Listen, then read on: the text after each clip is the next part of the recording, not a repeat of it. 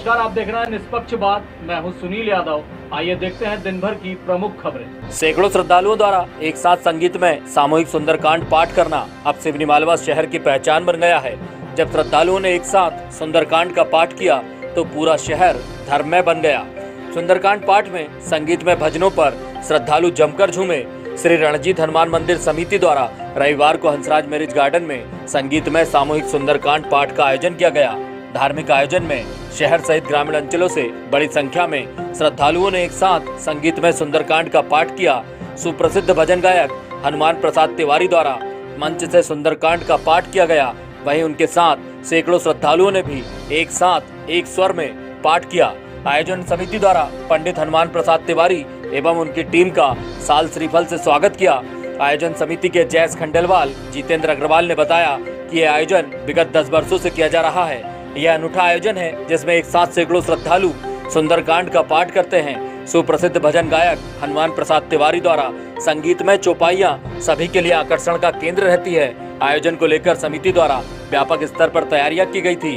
कार्यक्रम में महिलाओं के लिए बैठने के लिए विशेष इंतजाम किए गए थे। आपको बता दें कि रणजीत हनुमान जी की महाआरती कर प्रसादी वितरण के बाद सामूहिक सुंदरकांड का समापन किया गया।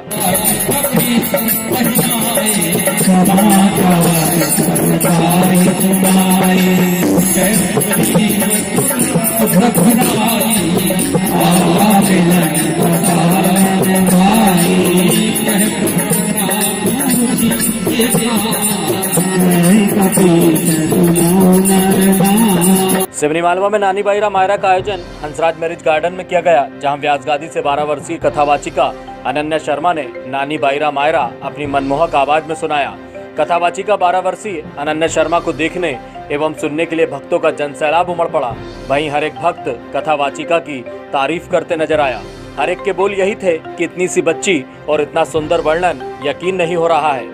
आपको बता दें कि नानी बाईरा मायरा का आयोजन 1 अप्रैल से 3 अप्रैल तक दोपहर 3 बजे से किया जा रहा है।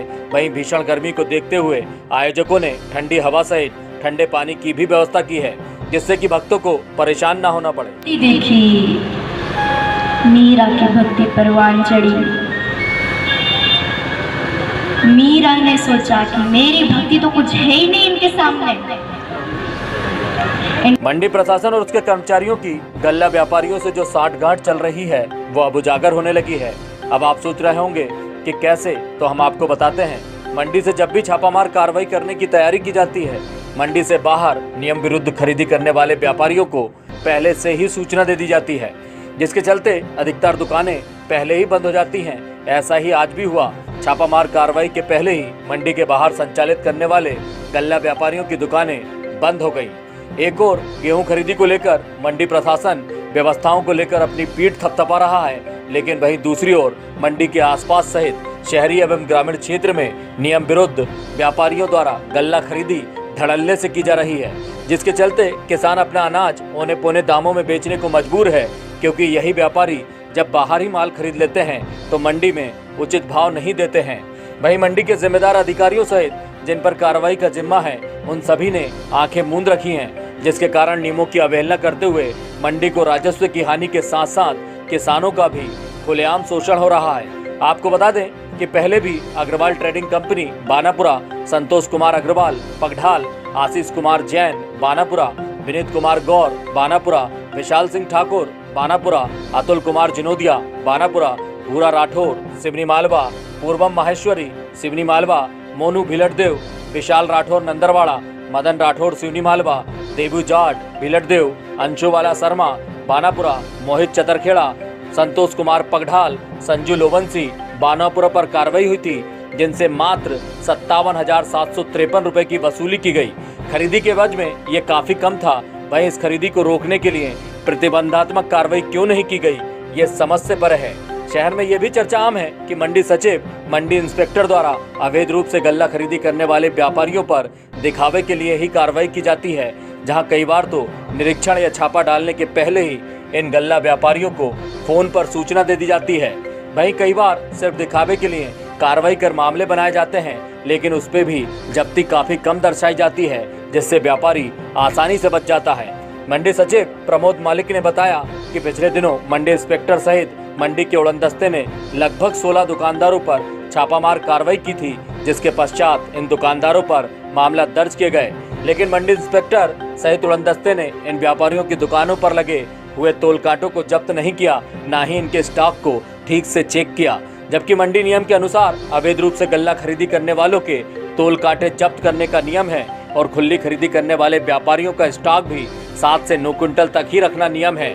इस मामले में ही मंडी इंस्पेक्टर ने मीडिया कर्मियों से कहा कि नियम तो बहुत हैं, लेकिन क्या करें, कार्रवाई तो दिखावे के लिए ही करना पड़ती है। अब आप खुद ही सोच सकते हैं कि मंडी सचिव, मंडी इंस्पेक्टर और गल्ला व्यापारियों की क्या साठगांठ होगी और फिर आखिर किसानों का शोषण क्यों नहीं होगा।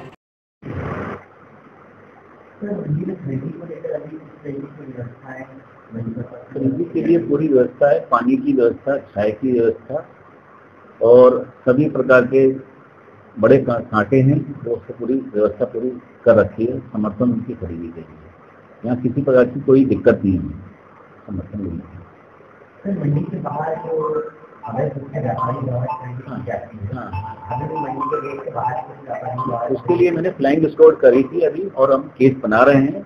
अब और भी और ध्यान देंगे, अभी स्टार्ट में अभी और भी कर रहे हैं, व्यवस्था देख रहे हैं। अभी हमने आपके सामने भी चर्चा करी थी, फ्लाइंग स्क्वाड कल 3 केस बनाए थे परसों।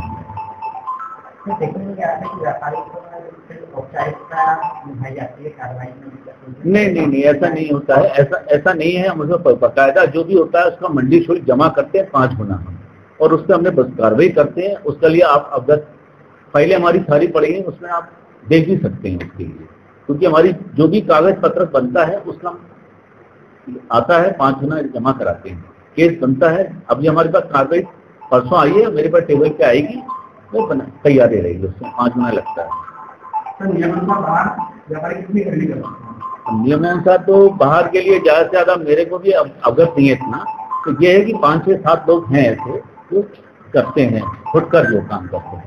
कितनी मात्रा में खरीद कर सकते हैं स्टॉक? नहीं, स्टॉक इसमें सिर्फ ज्यादा से ज्यादा 7 बोरे की लिमिटेड है व्यापारी, 5 से 7 बोरे का, उससे ज्यादा नहीं रख सकते। सर, आपने जिनको प्लान लिख दिया उनका कहना है कि ये सब नियम की बातें हैं, इसको कुछ नहीं होता।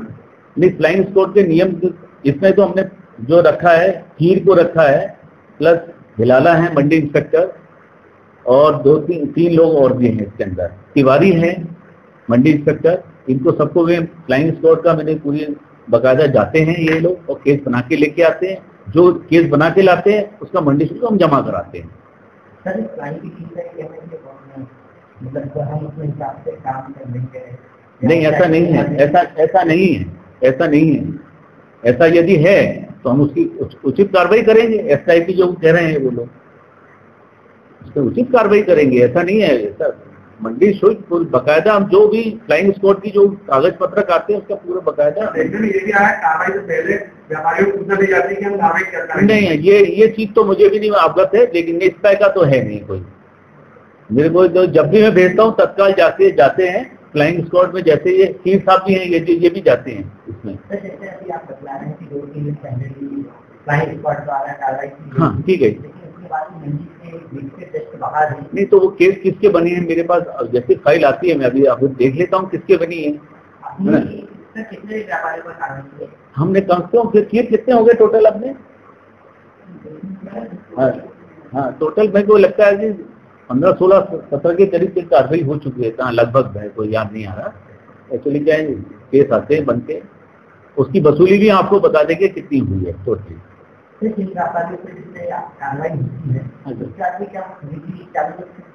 नहीं, उस पर फिर दोबारा कार्रवाई करें ना। उस पर क्या इनका दायित्व है कि मंडी इंस्पेक्टर जो जाता है, बांटा काटे जब्त करके मंडी में रखना चाहिए। नियम तो ये भी है। सारे व्यापारी इलेक्ट्रॉनिक कांटे रखकर खरीदी कर रहे हैं। हाँ, कितने कांटे जब्त किए गए? नहीं, अभी नहीं किए। अभी कोई कांटा जब्त नहीं किया गया, इसलिए इन्होंने। तो क्या कारण है कार्रवाई नहीं? तो कार्रवाई तो ये करके लेके आए, मेरे सामने लेके आए, तो मैं उसको डिस्पोज करूं। अब इनको ये आप जो कह रहे हैं ना कि मंडी इंस्पेक्टर का कहना है कि भाई ये औपचारिकता है, ये औपचारिकता नहीं रहती है, ये तो गलत है इस टाइप का, बाकी कुछ नहीं। सिवनी मालवा तहसील में नरवाई में आग लगाने का सिलसिला जारी हो गया है। किसान अपनी आगामी फसल की तैयारी के चलते खेत में खड़ी नरवाई जलाने से अब बाज नहीं आ रहे हैं। आग से पेड़ पौधे के साथ ही जीव जंतु भी जलकर नष्ट हो रहे हैं, वहीं भूमि की उपजाऊ शक्ति भी नष्ट हो रही है। इसके बाद भी सिवनी मालवा में आग का तांडव दिन भर हर तरफ नजर आ रहा है। ऐसा ही नजारा ग्राम चतरखेड़ा में भी नजर आया और आग से एक मकान जलकर खाक हो गया। चतरखेड़ा दमाड़िया मेड़ के पास मथुरा प्रसाद मालवी का मकान जल गया। किसान जहां प्रशासन के आदेशों की अवहेलना कर रहा है, वहीं प्रशासन भी मूक दर्शक बना हुआ है। आपको बता दें कि सिवनी मालवा क्षेत्र में अभी तक कई स्थानों पर आग लगने की घटनाएं हो चुकी हैं, परंतु अब तक एक भी प्रकरण दर्ज नहीं हुआ है। सर्व ब्राह्मण समाज की बैठक तिवारी धर्मशाला में पूर्व अध्यक्ष पंडित वीरेंद्र मिश्रा एवं आर शर्मा की उपस्थिति में आयोजित की गई, जिसमें समाज हित में अनेक निर्णय लिए गए। वहीं सर्वसम्मति से नवीन अध्यक्षों को भी चुना गया। सर्व ब्राह्मण समाज अध्यक्ष पद पर पंडित विकास पाठक को नियुक्त किया गया। वहीं बाल शक्ति अध्यक्ष पद पर सर्वसम्मति से पंडित पार्थ शर्मा को नियुक्त किया। नवनियुक्त दोनों अध्यक्ष पदाधिकारी पंडित विकास पाठक और पंडित पार्थ शर्मा की नियुक्ति पर पुष्पमाला पहनाकर मिठाई खिलाकर बधाई दी और ब्राह्मण हित में कार्य कर समाज सेवा का संकल्प दिलाया।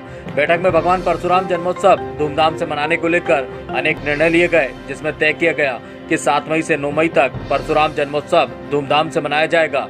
वहीं 9 मई को भगवान परशुराम जी की विशाल शोभा यात्रा निकाली जाएगी।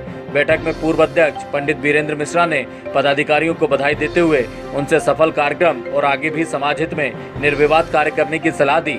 इस अवसर पर पंडित नितिन गुहा, प्रवीण अवस्थी, रानू भार्गव, धर्मेंद्र शर्मा, केशव दुबे, पंकज शर्मा, आदित्य संगे, यथार्थ शर्मा, प्रियांशु पाठक, आशीष दुबे, प्रथम तिवारी सहित अनेक भी प्रबंध उपस्थित थे। आज सर्व ब्राह्मण समाज में अध्यक्ष पद में मेरा चयन किया गया है, सर्वसम्मति से किया गया है। सभी मेरे छोटे बड़े बुजुर्ग ने मुझे आशीर्वाद दिया है, तो मैं चाहूँगा कि सब मेरे इस तरीके से मार्गदर्शन दें और समाज को एक नई ऊंचाई पर स्थापित करने के लिए मुझे पूर्ण सहयोग दें। परशुराम जयंती आने वाली है, उसके लिए कोई रूपरेखा तैयार की गई है क्या? परशुराम जयंती पर भव्य कार्यक्रम का आयोजन सभी के सहयोग से किया जाएगा। मेरी युवा कार्यकारिणी हमारे साथ हैं, बुजुर्ग लोग हमारे साथ हैं, सभी का आशीर्वाद है और हम पूरी ताकत से और अच्छे से परशुराम जयंती मनाएंगे 7 तारीख से 9 तारीख तक। नर्मदा झाबुआ ग्रामीण बैंक एवं सेंट्रल मध्य प्रदेश ग्रामीण बैंक का समापन करते हुए मध्य प्रदेश ग्रामीण बैंक का गठन दिनांक 1 अप्रैल 2019 को किया गया, जो कि भारत सरकार, मध्य प्रदेश राज्य शासन एवं बैंक ऑफ इंडिया का संयुक्त उपक्रम है, जिसका शुभारंभ आज बानापुरा में किया गया। बैंक के शाखा प्रबंधक A.K. सोनी ने बताया कि शुभारंभ अवसर पर ग्राहक सम्मेलन का आयोजन किया गया, जिसमें ग्राहकों को बैंक की कार्यप्रणाली से अवगत कराया गया। साथ ही उन्हें बैंक द्वारा दी जा रही सेवाओं के बारे में भी जानकारी दी गई। अवैध शराब बिक्री पर रोक लगाने को लेकर शिवपुर पुलिस के द्वारा लगातार कार्रवाई की जा रही है। शिवपुर थाना प्रभारी रावेंद्र सिंह चौहान ने बताया कि जहां से भी सूचना मिल रही है वहां कार्रवाई की जा रही है। हालांकि आज केवल 100 किलो महुआ लाहन और शराब बनाने की सामग्री ही मिल पाई, जिसे नष्ट किया गया है। वहीं आगे कार्रवाई की जाने की भी बात शिवपुर थाना प्रभारी रावेंद्र सिंह चौहान ने कही।